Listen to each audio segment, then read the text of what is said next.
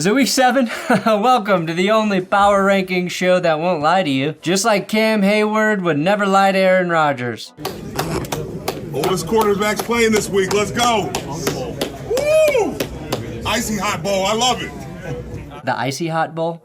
Cam, I've got a writing job for you when you finally retire. I'm going to rank the top teams in the NFL today, which is actually really hard to do right now. Some say trying to determine who is good in the NFL is the hardest job on earth at the moment. At the end of the show, I spin this big curse wheel. It picks a team to destroy that week. Last week, it cursed me and the Lions. I think it's only got one miss this season. Oh, fuck! Cincinnati cursed week 1. The Eagles? Oh. You're gonna try and get the Packers? Oh no, Indy? Yes, it's the Seahawks. It's cursing me personally. Alright, so he says it wants the Lions. We're gonna go to heaven first. I'm placing the healing lights of heaven around the Scorigami Twitter account. In hell, Elon Musk for making his platform such dog shit that the Scorigami guy, Dave Mattingly, can't run the account properly. Again, I don't care about Scorigami, but I care about the people that care, and I have a theory that as long as Scorigami cannot function correctly, the NFL will remain an unpredictable mess of chaos. If simple math is broken, so will football be broken. Some, like me, grammar's not. You should vote. Me. I leave power. Good. In Purgatory, the Titans. Almost quite literally, Brian Callahan fired. Mike McCoy is the new interim head coach. Solid choice considering he did the impossible and made Tim Tebow look like an NFL quarterback for a season. And he has head coaching experience. But you have 11 games to endure until you know who will lead your organization into the future. In hell, it's still the goddamn Jets as the only winless team remaining. They might be the only team I've ever seen get roasted for successfully running a fake punt. The Jets ran a fake punt with their entire offensive line and Breece Hall on the field, who has never played a special team snap in his career before that. They barely converted on 4th and a millimeter, but that just goes to show how unserious that team is. We're nearing 2022 Broncos level of dysfunction. That might be generous too, because the 2022 Broncos had a couple wins by this point in the season. Jets fans are down so bad, they flip-flopped on their errands again. Their team Aaron Rodgers, while Aaron Glenn is getting calls for his firing. On the bye this week were the Texans and Vikings, so they won't be on power rankings. Coming in at 14 in the power rankings, the Eagles. What's going on, guys? Is it absolutely mandatory that Philly has to have a stretch in the first half of the season that's so bad it makes everyone briefly lose their frickin' minds? Because at this point, I'm starting to think the Eagles can't hit their full stride until someone suggests Nick Sirianni loses his job. So to save your season, here it is. Future Hall of Fame head coach Nick Sirianni needs to be fired now, Philadelphia. Let's get that man fired. There, now you can go play real football. Number 13, the Giants, who just beat the Eagles. The only team from the NFC East that won this week was the Giants. Jackson Dart joined Jalen Hurts and Lamar Jackson as the only quarterbacks to have over 50 rushing yards in his first 3 starts. The Scat Man had positive gains on all 19 of his runs on Thursday. He's the first guy to do that shit without a 0-yard or negative rush on at least 18 attempts. Brian Burns quietly has the 3rd most sacks in the league right now at 7. He, Abdul Carter, and Kayvon Thibodeau have combined for 69 pressures this season. Don't say it. The craziest thing about the Giants, they may have shown us the very first cool thing AI has made. Any dizziness? How's your vision? You know where we are? Doc, he's good. He's fine. Jackson, get your ass back out there. The freak is trying to hand over the game. Let's go. The Broncos and Giants play on Sunday, and honestly, if any Denver Bronco goes into the blue medical tent, I do want Brian Dable going in there to check on him.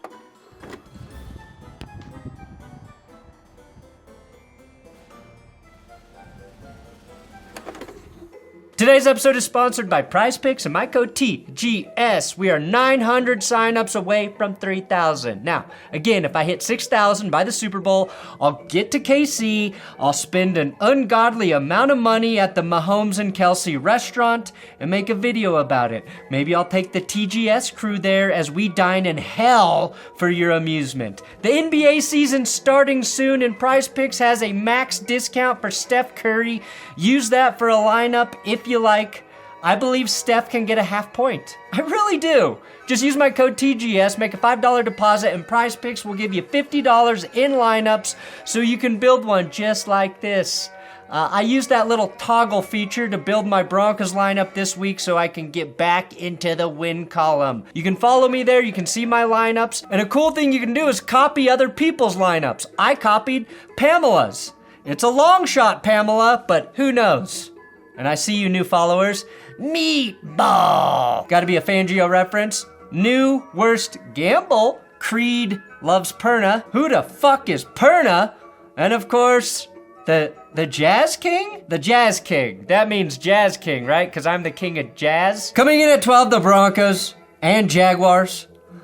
We know both of your defenses are very good, okay? But that's all we know about either of these teams. Every week, the Broncos are adding to their sack lead. They have 30 on the season with a sack percentage of 13.2. Anything above 10% is disgusting. The Bears actually have the record for the most sacks in a season at 72. Denver is on pace for 85 right now. Jacksonville still leads the league in turnovers, but forced 0 against the Seahawks.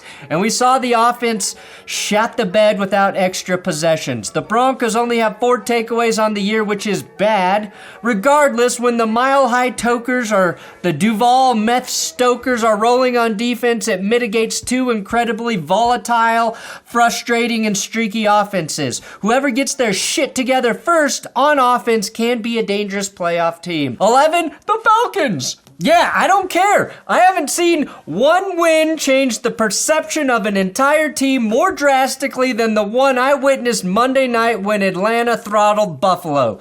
Bijan Robinson was a major reason for that. He's got 882 scrimmage yards through just 5 games, which puts him ahead of O.J. Simpson's 1975 campaign.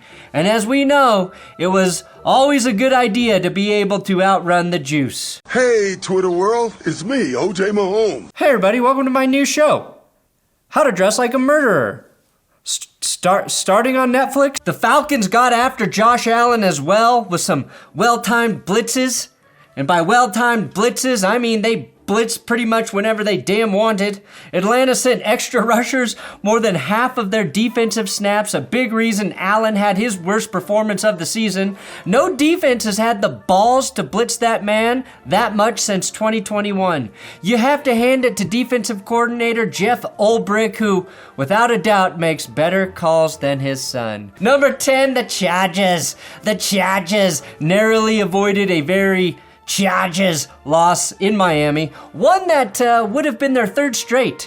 But of course they didn't lose, and in fact the Chargers are 3-1 in 1-score games this season, which might signal the coming of the Antichrist, or it might signal the Chargers have actually turned the corner. Now, I already said that once this year, and they immediately started to suck, and I'm hoping that once I say it again, they start to suck again, because I need the Broncos to get atop the West. I'm pretty sure we'll see the Antichrist before we'll actually see the Chargers win a Super Bowl, though. What's impressive is LA is winning without their 2 best tackles, right? That's crazy. I think the big key to their success so far has been that they have multiple options at receiver for Justin Herbert to throw to. Through 6 games, they've got 3 different guys, Johnston, Allen, and McConkey, who all have at least 26 catches and 300 yards, plus 8 touchdowns between that trio.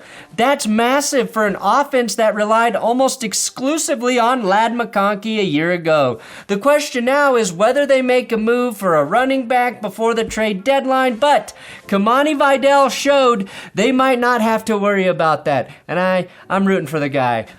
Yeah. Number 9, the Lions and the Bills. The Lions' defense is bad, but you have the excuse of serious depletion to your secondary, and the Brian Branch suspension ensures at least one more week of opposing quarterbacks treating your secondary like a safe landing strip for all of their air passes.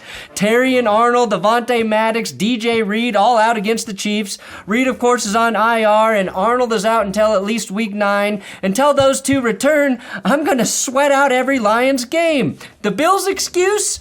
Their defense just blows. Third worst run defense in the NFL in yards allowed per game at 156.3. Somehow a point of a yard better than the Bears. They've given up 31 runs of 10 plus yards this season, and that trails only the lowly Dolphins. Sure, the Bills haven't been at full strength, but nobody is except for the Chiefs. At this point, though, I trust the Lions offense more than the Bills, simply because they have elite playmakers.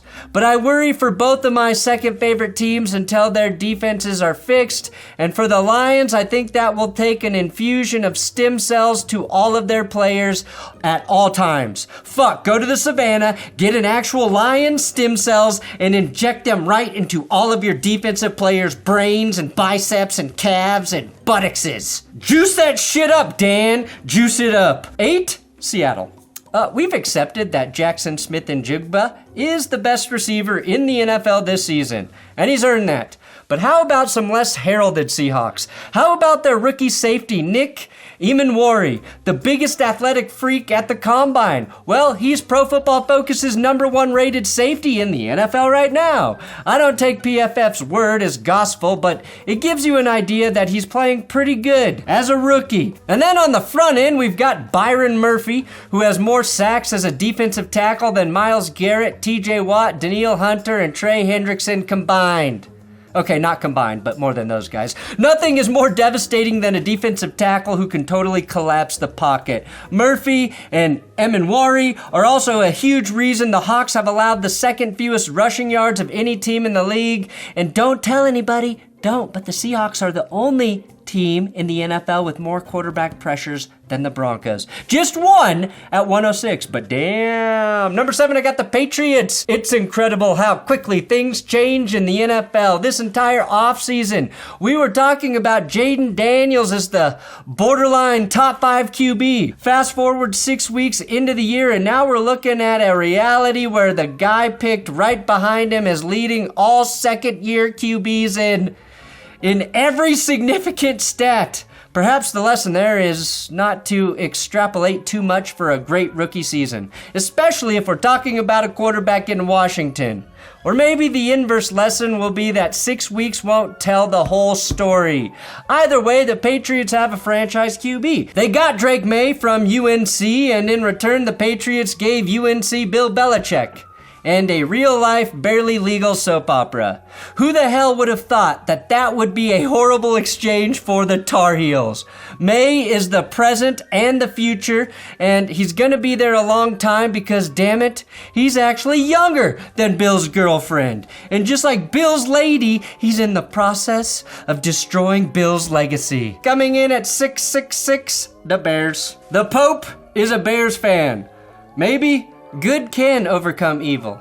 We'll find out because Chicago demonstrated the most devil magic this week. A fumble recovery and a Jake Moody game-winning kick in the final minutes for the Bears. For the Bears, that's the most devilish thing that's happened for Chicago since Chicago beat out Gangs of New York for Best Picture. Tragedy. And all that jazz. Your evil Pope has even fixed the unfixable in Chicago. Yeah, the Bears' offensive line looks pretty good. The Bears started Theo Benedette at left tackle, and I believe that helped stabilize a line that was being let down by Braxton Jones. Theo didn't allow a sack and only gave up 2 pressures. A big reason DeAndre Swift was able to pop is the Bears' offensive line. Caleb Williams, he's only been sacked 10 times this season. He used to get sacked 10 times just walking into the stadium. Those 10 sacks, that's the same as Mahomes and Mayfield have taken this year. The Bears' foundation actually feels strong. If they can solidify their run defense, which is currently second worst in the league, they may be back in the power rankings next week. Even with all the rushing yards they hemorrhaged, their defense is second in turnovers so far with 12. Or takeaways. You know what I mean. Number 5, the Steelers. Does anybody say it like that, or is that just me? Here's a nice little stat for the Steelers. Over the last 3 weeks, the AFC North is 2-9. The Bengals, 0-3. Browns, 0-3. Ravens, 0-3. So, of course, the Steelers are 2-0. Can we infer from this stat that the Steelers are going to win the AFC North before any other team wins their respective division? Yes, we can. Here's the kicker, too. The serial killer, if you will. Pittsburgh has only played one AFC North team so far. They still have 5 games remaining against this wretched, bottom-feeding embarrassment of a division. I honestly love the AFC right now because we have no idea in hell who's going to come away with that first-round bye. Could it be the Steelers? Sure, why not? This looks like a team that could win their first playoff game since 2016. The Steelers defense got a huge boost too, not just because they played a rookie quarterback, but because Joey Porter Jr. returned to the secondary for the first time since week 1, and his impact was felt immediately and not just by Jamar Chase. We know the Steelers gonna try to come in and raw dog us and kill us. Yeah, that was crazy. Yeah, what that was crazy. I mean, he's not wrong in a sense, I guess. Porter gave up just 1 first down all game, and the Steelers' defense is quietly clawed into the top 10 in touchdowns allowed, yards per game allowed, and is second in sacks at 20. Just 10 shy of catching my first place Broncos. Please subscribe to this channel. We crossed 805,000. Thank you guys. But we got to get to 1 million. Number 4, fuck no, the Chiefs. The Chiefs are Michael Myers. You think you killed them, but every time they just keep popping back up. And each time they become some more horrifying version of their previously disgusting selves. The ball will kill us both, powers! Will we get more Chiefs Super Bowl appearances or Halloween sequels by the time it's all over? Who the hell knows?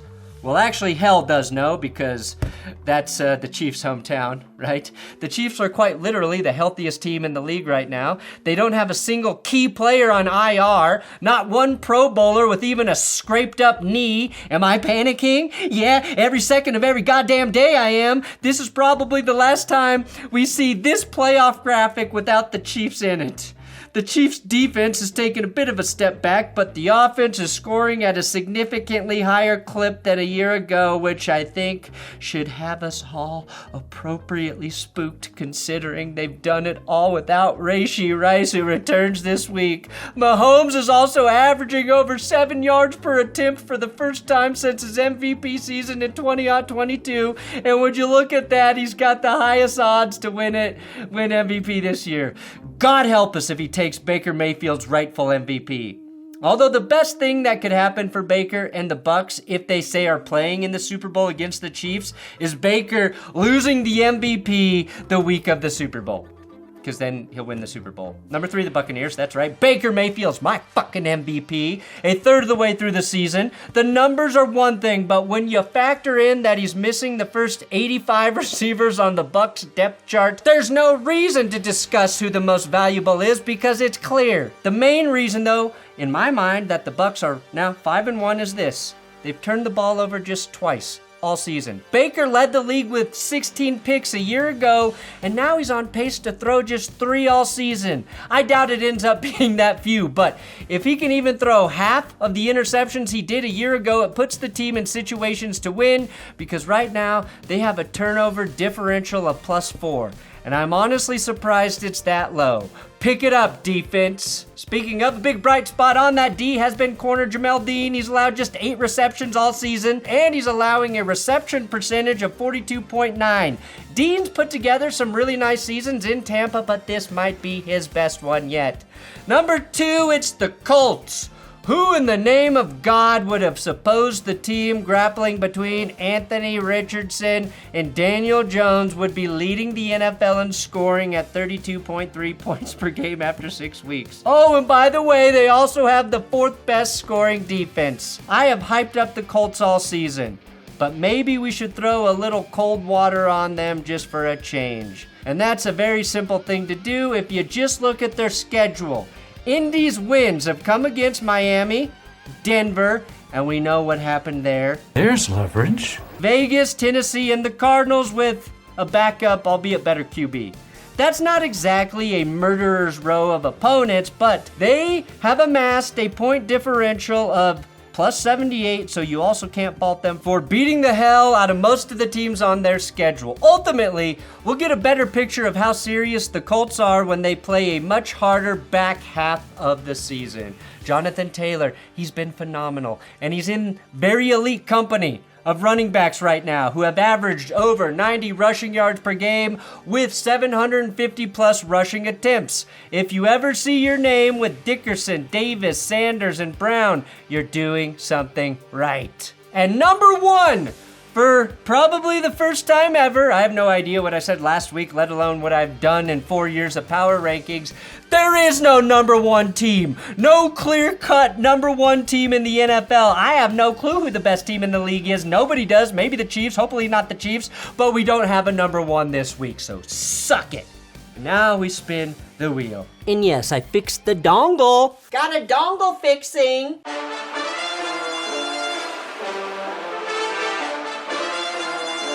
Took myself off this wheel. I can't let this thing curse me again. So I'll fix that next week. Here we go. Just gonna spin it. See what happens. I'm sorry to stop the show mid-spin, but I wanted to share something today. I've been meaning to share it, and I keep forgetting. I wear this jacket every show. You know that, and you know they got these little pockets in here. And I'm a football fan. Because of my grandpa. I watched so many games with him, so many Broncos games. It's one of my favorite memories. And I keep a note in my pocket that he wrote to me. He passed away years ago, and I wanted to share it with you guys. It's just like one of those things that keeps me motivated. It reminds me of like what's important, and always makes me think of my grandpa. Because before he passed away, he told me to tell everybody to go fuck yourself, Kansas City. Yeah, motherfuckers, I'm never gonna stop coming for ya. Interference. 13, who did I put at 13? Who's number 13 on the list? Let me check.